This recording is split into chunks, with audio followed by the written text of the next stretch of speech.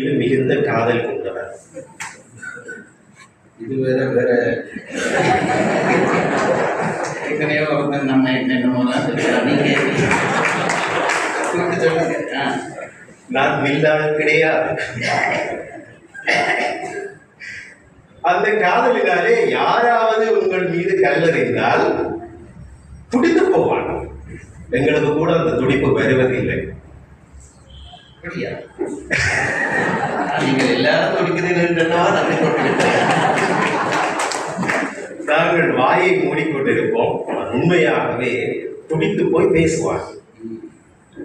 ஆனால் யாருக்கு இடித்துரைப்பது என்று இருக்கிறது. வாசுவினுடைய பேச்சை நான் இடித்துரைப்பாக கொள்வதில்லை, சினம் கொண்டு பேசுவதாகத்தான் சொல்கிறேன். இலக்குவன் அண்ணன் மேல் கொண்டிருக்கிற இந்த சினம் கொண்டு பேசுதலுக்கும் இடித்துரைதலுக்குமான வித்தியாசத்தை சொல்லுங்கள்.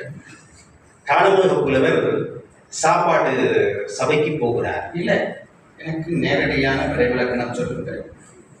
சினம் கொண்டு பேசுதல் என்றால் அதாவது தன்னிலே கோபப்பட்டு, அதாவது சாதிக்க முடியாத ஒரு சந்தர்ப்பத்திலே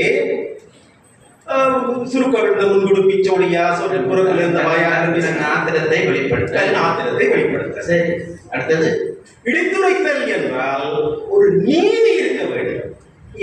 சினம் கொண்டு பேசுகிற போது, திட்டுகிற பொழுது அங்கே நீதி எல்லாம் கிடையாது.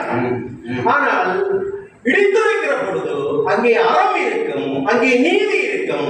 அந்த நீதிக்கான குரலாக அவனுடைய இடித்துரைப்பு இருக்கும்.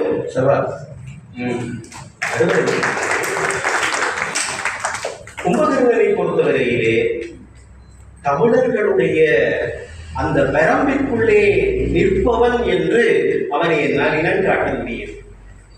பாரதிதாசன் பேசுவார், தமிழன் என்றோர் இனமுண்டு, தனியே அவருக்கு ஒரு குணமுண்டு, அமிழ்தம் அவனுடைய மொழியாகும், அன்பே அவனுடைய வழியாகும் என்று சொல்லி மானம் பெரிதென வாழ்ந்திடுவார்.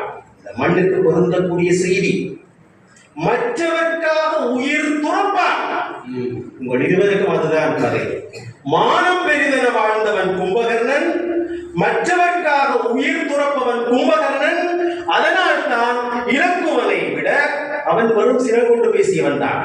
விபீடனன் இடித்துரைக்கிறான். ஆனால் என்ன செய்கிறான்?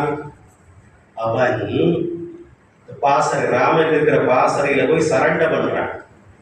சரண்ட பண்ணினவன் சும்மா இருக்க கூடாதோ, அவன் வாயால தானே கேட்கிறான், என்ன தலைவராக்கி